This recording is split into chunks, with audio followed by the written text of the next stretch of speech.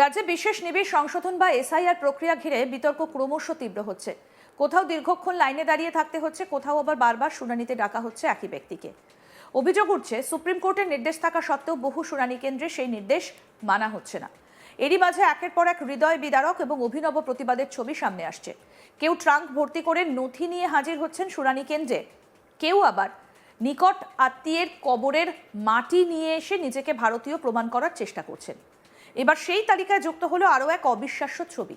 নিজেকে ভারতীয় নাগরিক প্রমাণ করতে কাঁধে ঝুড়ি বেঁধে সমস্ত নথি নিয়ে এসআইআরের শুনানি কেন্দ্রে হাজির হলেন এক যুবক। এই ঘটনাটা ঘটেছে মালদা জেলার মোথাবাড়ি এলাকায় কালিয়াচক ২ নম্বর ব্লকের এসআইআর শুনানি কেন্দ্রে। এই ছবি সামনে আসতেই শুরু হয়েছে রাজনৈতিক চাপানোতর। কমিশনার আছে ৩ জন, বিজেপির দালাল ইলেকশন কমিশনার ৩ জন আছে।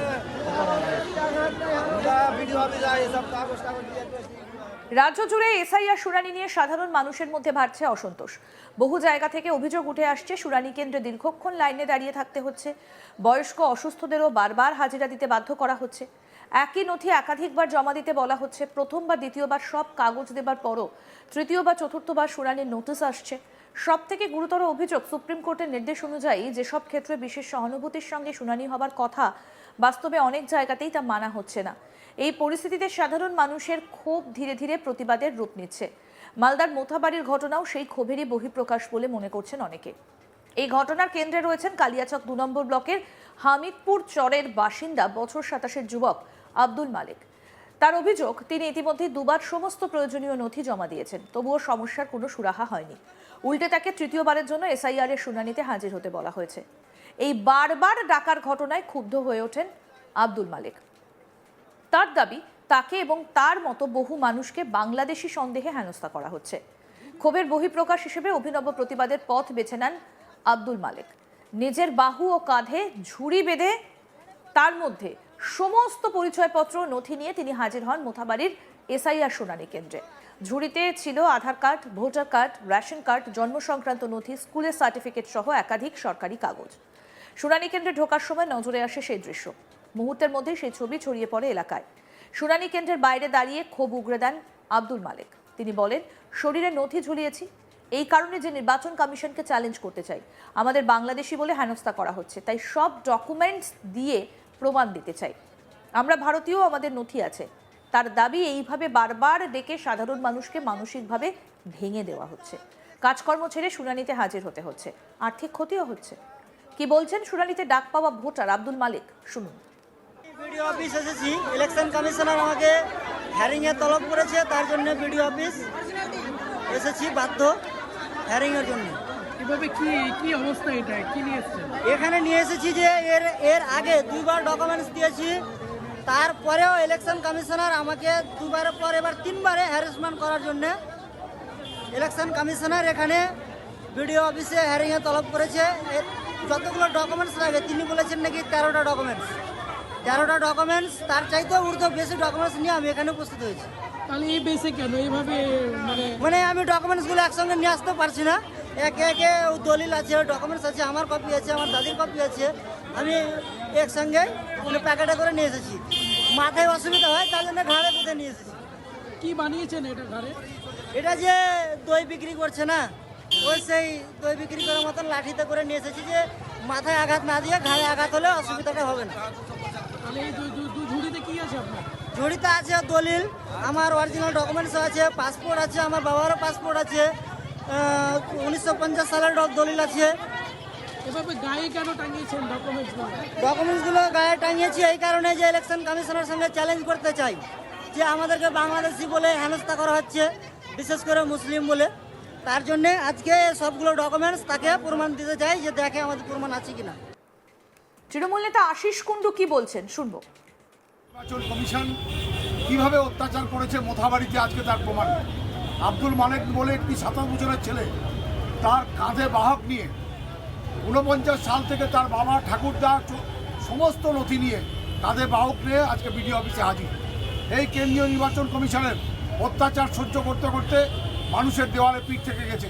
আমাদের জননেত্রী মমতা বন্দ্যোপাধ্যায়, সেনাপতি অভিষেক বন্দ্যোপাধ্যায় দিল্লির রাজপথে আছে, আর সারা মালদা জেলার সাথে সাথে বাংলার মানুষ আজকে সমস্ত জায়গায় ভোট রক্ষা শিবিরে মানুষের সাথে মানুষের পাশে আছে। এই বিষয়ে বিজেপি নেতা অম্লান ভাদুরীর কি প্রতিক্রিয়া, দেখবো সেটা। আজকে আমরা দেখলাম একজন হামিদপুর থেকে বাহুকে করে সমস্ত কাগজপত্র নিয়ে মানিকচক বিডিও অফিসে এসেছে, আর তৃণমূল এটাকে নিয়ে আবার রাজনীতি করতে চেষ্টা করছে এবং যাতে ইলেকশন কমিশনের বিরোধিতা করা যায়, ইলেকশন কমিশনকে যাতে হেনস্থা করা যায় তার ব্যবস্থা করছে। একটা জিনিস পরিষ্কার যে ইলেকশন কমিশন যাদেরকে দিয়ে এই কাজটা করাচ্ছে তারা সকলেই স্টেট গভর্নমেন্টের কর্মচারী বা আধিকারিক। আমাদের প্রতিনিধি মিল্টন পাল কি প্রতিবেদন তুলে ধরেছেন, দেখবো এবার। এসআইআর এ ভারতীয় প্রমাণ দিতে এবার বাহক কাঁধে নিয়ে নথিপত্র নিয়ে হাজির হলো শুনানি কেন্দ্রে। এমনই ঘটনা ঘটেছে মালদার মোথাবাড়ি এলাকাতে। বেশ কয়েকদিন ধরে এসআইআর এর শুনানি হচ্ছে। মালদা জেলায় প্রচুর মানুষকে এসআইআর এর শুনানির জন্য বিভিন্ন কেন্দ্রে ডাকা হয়েছে। সেই মতো আমরা বেশ কিছুদিন আগে দেখতে পেয়েছি যে কবরের মাটি নিয়ে হাজির হয়েছিলেন প্রমাণ দিতে যে তিনি ভারতীয়। পাশাপাশি এরপরে আমরা দেখতে পেয়েছি যে বিভিন্ন জায়গায় বিভিন্ন নথি ভর্তি করে সেই নথি নিয়ে সশরীরে শুনানির কেন্দ্রে হাজির হয়েছেন সেই নাগরিকেরা।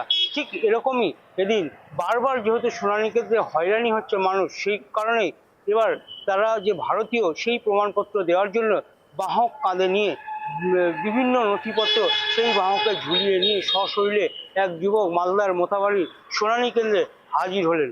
তার সব বক্তব্য যে এত নথি দেওয়ার পরেও তাকে তাদের যে নাম বারবার করে ভুল আসছে, সেই কারণে এবার এই নাম ভুলের জন্য তার যে পুরনো বিভিন্ন নথিপত্র রয়েছেন তার বাবা এবং তার ঠাকুরদার সেই সমস্ত নথি যেদিন ব্যাগে করে একটি কাগজের ব্যাগে করে সেখানে বাহকে করে নিয়ে যায় এবং সেখানে নিয়ে গিয়ে হাজির হন। তার সব বক্তব্য এরপরেও যদি তার এসআইআর পরবর্তীতে ভোটার লিস্টে নাম না ওঠে তাহলে এবার তারা আর কোনো নথি সেখানে নিয়ে আসবে না, কারণ এখানে তাদের যা নথি ছিল সেই সমস্ত নথি সেখানে নিয়ে আসা হয়েছে।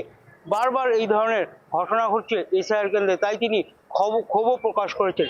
পাশাপাশি তৃণমূলের পক্ষ থেকে বারবার বলা হচ্ছে সাধারণ মানুষকে হয়রানি করা হচ্ছে। সেক্ষেত্রে তারা বিভিন্ন জায়গায় বিভিন্নভাবে কেউ অসুস্থ হয়ে যাচ্ছে এবং জেলার বিভিন্ন জায়গায় এসআইয়ের আতঙ্কে মৃত্যুর মতো ঘটনাও ঘটেছে। তাই এবার আর যাতে কোনো রকম এসআইআর থেকে নাম যাতে বাদ না যায়, ভোটার তালিকা থেকে যাতে নাম বাদ না যায়, সেই কারণে তারা এখানে হাজির হয়েছে। তাই তৃণমূলের পক্ষ থেকে এই হয়রানির অভিযোগ বারবার তুলেছে এবং নির্বাচন কমিশনকে ধিক্কার জানিয়েছে। পাশাপাশি বিজেপির পক্ষ থেকে জানানো হয়েছে যে সুষ্ঠু নির্বাচন প্রক্রিয়া পরিচালনা করার জন্যই এই এসআইআর করা হয়েছে। তাই নির্বাচন কমিশনকে যথেষ্ট সুযোগ দেওয়া উচিত এবং তারা সেই মতোই এখানে সঠিক কাজ করছেন যাতে সঠিকভাবে ভোটার লিস্ট বা ভোটার তালিকা তৈরি করতে পারে। তৃণমূল এখানে মানুষকে বিভ্রান্ত করছে এবং মানুষকে উস্কে দিচ্ছে। আরও আপডেট পেতে দেখতে থাকুন আজ তাক বাংলা, সাবস্ক্রাইব করুন, নোটিফিকেশন পেতে বেল বাটন অপশন প্রেস করুন।